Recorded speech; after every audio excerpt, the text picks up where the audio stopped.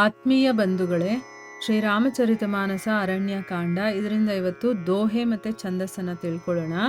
ಕಹಿ ಸಕ್ ನ ಸಾರದ್ ಶೇಷ ನಾರದ್ ಸುನತ್ ಪದ ಪಂಕಜ ಗಹೆ ಅಸ ದೀನ ಬಂಧು ಕೃಪಾಲ್ अपने भगत गुण निज मुख कहे सिरुनाई बारहि बार चरणन्हि ब्रह्मपुर नारद गए ते धन्य तुलसीदास आस बिहाई जे हरि रंग रये राव नारी जसु पावन गावहि सुनहि जे लोग राम भगति दृढ़ पावहि बिनु बिराग जप जोग दीप सिखा सम जुबति तन मन जनि होसी पतंग भजहि राम तजि काम मद करहि सदा सत्संग. ಇವು ದೋಹೆಗಳು ಮತ್ತು ಛಂದಸ್ಸು. ಈಗ ಇದರ ಅರ್ಥವನ್ನು ತಿಳ್ಕೊಳ್ಳೋದಕ್ಕೆ ಪ್ರಯತ್ನ ಮಾಡೋಣ. ಇಲ್ಲಿ ತುಳಸಿದಾಸರು ಹೇಳ್ತಾರೆ, ರಾಮ ನಾರದರಿಗೆ ಸಂತರ ಬಗ್ಗೆ ಹೇಳ್ತಾ ಇದ್ದಾನೆ. ಇಲ್ಲಿ ಹೇಳ್ತಾನೆ, ಸಜ್ಜನರ ಗುಣಗಳನ್ನು ಸರಸ್ವತಿ ದೇವಿ ಆಗಲಿ ಶೇಷನಾಗಲಿ ವರ್ಣನೆ ಮಾಡೋದಕ್ಕಾಗೋದಿಲ್ಲ ಅಂತ. ಅಂದರೆ ರಾಮ ಸಂತರ ಗುಣಗಳನ್ನೆಲ್ಲ ಹೇಳ್ದ, ಮತ್ತೆ ಇದನ್ನ ಅಂದರೆ ಸಂತರ ಗುಣಗಳನ್ನು ವರ್ಣನೆ ಮಾಡೋದಕ್ಕೆ ಸರಸ್ವತಿ ದೇವಿ ಆಗಲಿ ಶೇಷನಾಗಲಿ ಅವರಿಗೇ ಆಗೋದಿಲ್ಲ ಅಂತ ಹೇಳಿದ ತಕ್ಷಣ ಹೇಳ್ದ. ಈ ಮಾತನ್ನು ಕೇಳಿದ ತಕ್ಷಣ ನಾರದ ಮಹರ್ಷಿಗಳು ಶ್ರೀರಾಮನ ಪಾದ ಪಂಕಜಗಳನ್ನು ಹಿಡ್ಕೊಂಡ ಅಂತಂದರೆ ಆ ಭಗವಂತನ ಚರಣಗಳನ್ನು ಹಿಡ್ಕೊಳ್ತಾನೆ.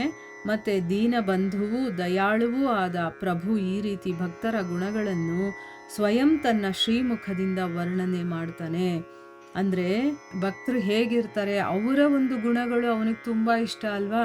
ಸೊ ಅದ್ರ ಬಗ್ಗೆ ಅವನಿಗೆ ಹೊಗಳಿಕೆ ಮಾಡೋದು ಇಷ್ಟ. ಈಗ ಭಗವಂತ ಹೇಗೆ ತನ್ನ ಗುಣಗಳನ್ನು ಭಕ್ತರ ಮೂಲಕ ಹಾಡಿಸ್ಕೊಳ್ತಾನೋ, ಅಥವಾ ಭಕ್ತರಿಗೆ ಹೇಗೆ ಭಗವಂತನ ಗುಣಗಳನ್ನು ಹಾಡೋದು ಹೊಗಳೋದು ತುಂಬ ಇಷ್ಟ ಆಗುತ್ತೋ, ಅದೇ ರೀತಿ ಭಗವಂತನಿಗೂ ಕೂಡ ಭಕ್ತರ ಗುಣಗಳನ್ನು ಹಾಡೋದು ಅಂತಂದರೆ ತುಂಬ ಇಷ್ಟ.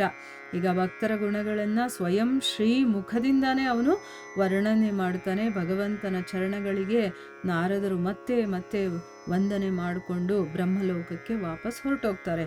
ಎಲ್ಲ ರೀತಿಯ ಆಸೆಗಳನ್ನು ಬಿಟ್ಟು ಕೇವಲ ಶ್ರೀಹರಿಯ ಭಕ್ತಿಯಲ್ಲೇ ಅನುರಕ್ತರಾಗಿರುವಂಥವರು ನಿಜವಾಗ್ಲೂ ಕೂಡ ಧನ್ಯಾತ್ಮರು ಅಂತ ತುಳಸಿದಾಸರು ಹೇಳ್ತಾ ಇದ್ದಾರೆ.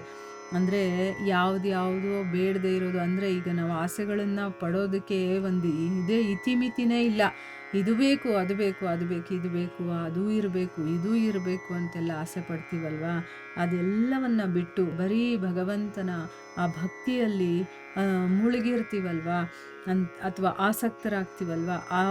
ಆ ರೀತಿ ಯಾರು ಆಸಕ್ತರಾಗಿರ್ತಾರೋ, ಯಾರು ಆ ಭಗವಂತನ ಭಕ್ತಿಯಲ್ಲಿ ಮುಳುಗಿರ್ತಾರೋ ಅವರು ನಿಜವಾಗ್ಲೂ ಧನ್ಯರು ಅಂತ ಅಂದ್ಬಿಟ್ಟು ಇಲ್ಲಿ ತುಳಸಿದಾಸರು ಹೇಳ್ತಾ ಇದ್ದಾರೆ. ಅಂದರೆ ಇಂಡೈರೆಕ್ಟಾಗಿ ನಮ್ಗೆ ಹೇಳ್ಕೊಡ್ತಾ ಇದ್ದಾರೆ, ಎಲ್ಲ ಆಸೆಗಳನ್ನು ಬಿಟ್ಟು ಆ ಭಗವಂತನ ಚರಣ ಕಮಲಗಳಲ್ಲಿ ನಿನ್ನ ಮನಸ್ಸನ್ನು ತೊಡಗಿಸು, ಆ ಭಕ್ತಿಯಲ್ಲಿ ಮುಳುಗು ನೀನು, ಆಗ ನೀನು ಧನ್ಯನಾಗ್ತೀಯ ಅಂತಂದ್ಬಿಟ್ಟು. ಆಮೇಲೆ ರಾವಣಾರಿಯಾದ ಅಂದರೆ ರಾವಣನನ್ನು ಸಂಹಾರ ಮಾಡುವಂತಹ ಶ್ರೀರಾಮನ ಪಾವನ ಯಶವನ್ನು ಗಾನ ಮಾಡುವಂಥವ್ರಿಗೆ, ಯಾರು ಆ ರಾಮನ ಗುಣಗಾನವನ್ನು ಮಾಡ್ತಾರೋ, ಶ್ರದ್ಧೆಯಿಂದ ಶ್ರವಣವನ್ನು ಮಾಡ್ತಾರೋ ಅವರಿಗೆ ವೈರಾಗ್ಯ ಜಪ ಯೋಗ ಇವೆಲ್ಲ ಇಲ್ಲದೇನೆ ಶ್ರೀರಾಮನ ದೃಢಭಕ್ತಿ ಅನ್ನೋದು ಸಿಗತ್ತೆ. ಈಗ ನಮಗೆ ಭಗವಂತನ ಭಕ್ತಿ ಬೇಕು ಅಂತಂದರೆ ನನಗೆ ವೈರಾಗ್ಯ ಬರಬೇಕು, ನಾನು ವೈರಾಗ್ಯ ಆಗಬೇಕು, ಜಪ ಮಾಡಬೇಕು, ಯೋಗ ಮಾಡಬೇಕು. ಇದೆಲ್ಲ ಮಾಡಿದಾಗ ನಮಗೆ ಭಕ್ತಿ ಅನ್ನೋದು ಸಿಗೋದು. ಆದರೆ ಬರೀ ಭಗವಂತನ ಆ ಪಾವನ ಯಶಸ್ಸು ಇರುತ್ತಲ್ಲ, ಅದನ್ನು ಯಾರು ಹಾಡು ಹೊಗಳ್ತಾರೋ ಅಥವಾ ಶ್ರದ್ಧೆಯಿಂದ ಯಾರು ಕೇಳಿಸ್ಕೊಳ್ತಾರೋ ಅಂಥವ್ರಿಗೆ ಇದೇನು ಮಾಡಲಿಲ್ಲ ಅಂತಂದ್ರೂ ಕೂಡ ದೃಢಭಕ್ತಿ ಅನ್ನೋದು ಸಿಕ್ಕಿಬಿಡುತ್ತೆ. ಯುವತಿಯರ ಶರೀರ ಇದೆಯಲ್ಲ, ಅದು ದೀಪದ ಹಾಗೆ ಇದೆ. ಎಲೆ ಈ ಮನಸ್ಸೇ, ನೀನು ಅದರಲ್ಲಿ ಬೀಳುವಂಥ ಪತಂಗ ಆಗಬೇಡ. ನೋಡಿದ್ರ, ಈಗ ಯಾರೇ ಒಬ್ಬ ಯುವಕ ಆಗಿದ್ರು ಒಂದು ಸುಂದರವಾದಂತಹ ಹುಡುಗಿಯನ್ನು ನೋಡಿದ ತಕ್ಷಣ ಅವನು ಏನೇ ಸಾಧನೆ ಮಾಡ್ತಾ ಇದ್ರು ಕೂಡ ಅವನು ಅದರಿಂದ ಕೆಳಗಡೆ ಬಿದ್ದೋಗ್ತಾನೆ. ಈಗ ಋಷಿ ಮುನಿಗಳು ಅಂಥವ್ರು ಮಹರ್ಷಿಗಳು ಇಂಥವರೇ ಹೆಣ್ಣಿನ ಮೋಹಕ್ಕೆ ವಶರಾಗಿ ಅವರು ತಮ್ಮ ಸಾಧನೆಯ ಪಥದಿಂದ ಬಿದ್ದಿರೋ ಅಂತ ಬೇಕಾದಷ್ಟು ಉದಾಹರಣೆಗಳನ್ನು ನಾವು ಕೇಳಿದ್ದೀವಲ್ವಾ. ಅದಕ್ಕೋಸ್ಕರ ಇಲ್ಲಿ ತುಳಸಿದಾಸರು ಹೇಳ್ತಾ ಇದ್ದಾರೆ, ಯುವತಿಯರ ಶರೀರ ಅನ್ನೋದು ದೀಪದ ಹಾಗೆ. ಮತ್ತೆ ಮನಸ್ಸಿಗೆ ಹೇಳ್ತಾರೆ, ನೀನು ನೀನು ಅದರಲ್ಲಿ ಹೋಗಿ ಬೀಳುವಂಥ ಪತಂಗ ಆಗಬೇಡ ಅಂತಂದ್ಬಿಟ್ಟು. ಅಂದರೆ ಆಸೆ ಅನ್ನೋದು, ಕಾಮ ಅನ್ನೋದು ಹೇಗಿರುತ್ತೆ ಅಂತಂದರೆ, ಅದನ್ನು ನೋಡಿದ ತಕ್ಷಣ ಆಸಕ್ತಿ ಅನ್ನೋದು ಬಂದ್ಬಿಡುತ್ತೆ, ನಮ್ಮ ಮನಸ್ಸು ಅದರಲ್ಲಿ ಹೊರಟೋಗ್ಬಿಡುತ್ತೆ. ಆದರೆ ನಿನ್ನ ಮನಸ್ಸನ್ನು ಆ ಭಗವಂತನ ಚರಣ ಕಮಲಗಳಲ್ಲಿ ಇಡುವಂಥ, ಅಂದರೆ ತನ್ನ ಮನಸ್ಸಿಗೆ ತಾವೇ ಹೇಳ್ಕೊಳ್ತಾ ಇದ್ದಾರೆ, ಹೇ ಮನಸ್ಸೇ, ನೀನು ಆ ದೀಪದ ಹತ್ರ ಹೋಗಬೇಡ, ಸುಟ್ಟು ಬೂದಿ ಆಗಿಬಿಡ್ತೀಯಾ. ಅಂತಂದರೆ ಏನು, ನಿನ್ನ ಸಾಧನೆ, ನಿನ್ನ ಒಂದು ಪ್ರೀತಿ ಏನಿದೆಯೋ ಅದು ಭಗವಂತನ ಪಾದಗಳಲ್ಲಿರಬೇಕೇ ಹೊರತು ಒಂದು ಯುವತಿ ಆ ಕಡೆಗೆ ಹೋಗಬಾರ್ದು. ಯಾಕಂದರೆ ಅದು ದೀಪದ ಹಾಗೆ, ನೀನೇನಾದರೂ ಅದರ ಹತ್ರ ಹೋದರೆ ಸುಟ್ಟೋಗ್ತೀಯ. ಅದೇ ನೀನು ಆ ಭಗವಂತನ ಚರಣ ಕಮಲಗಳಲ್ಲಿದ್ದರೆ, ಅಂದರೆ ಆ ಕಮಲದ ಹೂವು ಹೊಲಿಸ್ತಾರೆ ನೋಡಿ, ದುಂಬಿ ಹಾಗೆ ನೀನು ಅಲ್ಲಿ ಸುತ್ತಾಡ್ಕೊಂಡು ಇರು. ಆಗ ಏನಾಗುತ್ತೆ, ನೀನು ಈ ಭವದಿಂದನೇ ಬಿಡುಗಡೆಯನ್ನು ಪಡಿತೀಯ ಅಂತ ಅರ್ಥ.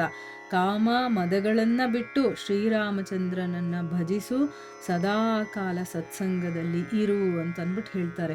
ನೋಡಿದ್ರ, ಕಾಮ ಮದ ಎರಡನ್ನೂ ಬಿಡಬೇಕು. ಅಹಂಕಾರ ಇರಬಾರ್ದು ನಮ್ಮಲ್ಲಿ, ಕಾಮ ಇರಬಾರ್ದು. ಎರಡನ್ನ ಬಿಟ್ಟು ಶ್ರೀರಾಮನನ್ನು ಭಜಿಸು ಅಂತ ಹೇಳ್ತಾ ಇದ್ದಾರೆ. ಭಗವಂತನನ್ನು ಸದಾ ಕಾಲ ಸ್ಮರಣೆ ಮಾಡ್ತಾ ಇರಬೇಕು, ಆಯಿತಾ. ಬರೀ ಸಾಯಂಕಾಲ 6 ಗಂಟೆಗೆ ಒಂದ್ಸರಿ ದೀಪ ಹಚ್ತೀವಲ್ವ ಅವಾಗ ನೆನೆಸ್ಕೊಳ್ಳೋದು, ಬೆಳಗ್ಗೆ ಒಂದ್ಸರಿ ದೀಪ ಹಚ್ತೀವಲ್ಲ ಅವಾಗ ನೆನೆಸ್ಕೊಳ್ಳೋದಲ್ಲ. ಅದು ನೆನೆಸ್ಕೊಳ್ಳೋದು ಇಲ್ಲ ಅಲ್ಲಿ. ಆ ದೀಪ ಹಚ್ಚಬೇಕಾದ್ರೂ ನಮಗೆ ಹೊರಗಡೆ ಪ್ರಪಂಚದ್ದೇ ಜ್ಞಾನ ಇರುತ್ತೆ. ಅಂದರೆ ಮನೆ ಕಡೆನೇ ನಮಗೆ ಜ್ಞಾನ ಇರುತ್ತೆ, ಮನೆಯಲ್ಲಿರೋರ ಕಡೆನೇ ನಮ್ಗೆ ಜ್ಞಾನ ಇರುತ್ತೆ ಅಲ್ವಾ. ಆ ರೀತಿ ಮಾಡಬಾರ್ದು. ಆ ಭಗವಂತನನ್ನು ಮನಸ್ಫೂರ್ತಿಯಾಗಿ ಪ್ರೀತಿಸಬೇಕು, ಅವನ ಕಡೆನೇ ನಮ್ಮ ಮನಸ್ಸು ಸದಾ ಇರಬೇಕು. ಮತ್ತು ಇನ್ನೊಂದು ವಿಶೇಷವಾದ ವಿಷಯವನ್ನು ಹೇಳ್ತಾ ಇದ್ದಾರೆ ನೋಡಿ, ಸದಾ ಕಾಲ ಸತ್ಸಂಗದಲ್ಲಿರು ಅಂತ ಹೇಳಿದ್ದಾರೆ. ಯಾವಾಗಲೂ ನಾವು ಯಾರ ಸಂಘದಲ್ಲಿ ಇರ್ತೀವೋ ಅದೇ ಬುದ್ಧಿ, ಅದೇ ಒಂದು ನಡವಳಿಕೆ ಎಲ್ಲ ನಮಗೆ ಬರ್ತಾ ಹೋಗುತ್ತೆ. ಈಗ ನಾವು ಆಧ್ಯಾತ್ಮಿಕದಲ್ಲಿ ಇರಬೇಕು ಅಂದರೆ ಅಂಥವರ ಸಂಘ ಇದ್ದಾಗ ಮಾತ್ರನೇ ನಾವು ಅದರಲ್ಲಿ ಮುಂದುವರಿಯೋದಕ್ಕಾಗೋದು. ನಾನು ಆಧ್ಯಾತ್ಮಿಕ ಮಾಡಬೇಕು ಅಂತಂದ್ಬಿಟ್ಟು ಯಾರೋ ಲೌಕಿಕದಲ್ಲಿ ಯಾವಾಗಲೂ ಫಿಲಮ್ಮು ಅದು ಇದು ಅಂದ್ಕೊಂಡು ಓಡಾಡ್ಕೊಂಡು ಇರ್ತಾರಲ್ಲ, ಅಂಥವ್ರ ಜೊತೆ ಇದ್ದಾಗ ನಮಗೂ ಕೂಡ ಅಂಥದ್ದೇ ಬುದ್ಧಿ ಬಂದ್ಬಿಡುತ್ತೆ, ಆಯಿತಾ. ಅದಕ್ಕೆ ಇಲ್ಲಿ ಸತ್ಸಂಗದಲ್ಲಿ ಯಾವಾಗಲೂ ಭಾಗಿಯಾಗಿರ್ಬೇಕು. ನಾವು ಆಧ್ಯಾತ್ಮಿಕದ ಒಂದು ಸಾಧನೆಯನ್ನು ಮಾಡ್ತಾ ಇರಬೇಕಾದ್ರೆ ಅದರಲ್ಲಿ ನಾವು ಇನ್ನೂ ಯಶಸ್ಸನ್ನು ಕಾಣಬೇಕು ಅಂತಂದರೆ ಸದಾ ಸತ್ಸಂಗದಲ್ಲಿರಬೇಕು. ನಮ್ಮ ಮನೆ ಹತ್ರ ಯಾವುದೂ ಸತ್ಸಂಗ ಮಾಡೋದಿಲ್ವಲ್ಲ, ನಾವೇನು ಮಾಡೋದು ಅಂತಂದರೆ, ಈಗೇನು ಕೇಳ್ತಾ ಇದ್ದೀರೋ ಅದು ಕೂಡ ಸತ್ಸಂಗನೇ. ಇಲ್ಲ ಯಾವುದಾದ್ರೂ ಒಂದು ಧರ್ಮಗ್ರಂಥವನ್ನು ಪ್ರತಿನಿತ್ಯ ನೀವು ಓದ್ತಾ ಇರ್ತೀರಲ್ಲ, ಅದು ಸತ್ಸಂಗನೇ. ಸತ್ಸಂಗ ಅಂತಂದರೆ ಏನು, ಭಕ್ತರು ಭಗವಂತ ಇವರ ವಿಷಯದಲ್ಲೇ ನಮ್ಮ ಮನಸ್ಸನ್ನು ತೊಡಗಿಸಿರೋದು ಅಂತ ಅರ್ಥ. ಸೊ ಇದೆಲ್ಲ ಎಲ್ಲಿರುತ್ತೆ, ಧರ್ಮಗ್ರಂಥಗಳಲ್ಲಿರುತ್ತೆ. ಅದನ್ನು ಓದಿದ್ರೆ ಕೇಳಿದ್ರೆ ಸಾಕು ನಮಗೆ, ಅದು ಸತ್ಸಂಗದಲ್ಲಿದ್ದ ಹಾಗೆ ಲೆಕ್ಕ ಆಗುತ್ತೆ. ಈ ರೀತಿಯಲ್ಲಿ ತುಳಸಿದಾಸರು ನಮಗೆಲ್ಲರಿಗೂ ಕೂಡ ಬುದ್ಧಿಯನ್ನು ಹೇಳ್ತಾ ಇದ್ದಾರೆ. ಅಂದರೆ ನಿಮ್ಮ ಮನಸ್ಸನ್ನು ಸದಾ ಭಗವಂತನಲ್ಲಿ ತೊಡಗಿಸಿ ಮತ್ತು ಸದಾ ಕಾಲ ಸತ್ಸಂಗದಲ್ಲಿ ಭಾಗಿಯಾಗಿ ಅಂತಂದ್ಬಿಟ್ಟು ಇಲ್ಲಿಗೆ ಅರಣ್ಯಕಾಂಡ ಮುಗಿಯತ್ತೆ. ಹರೇ ಕೃಷ್ಣ.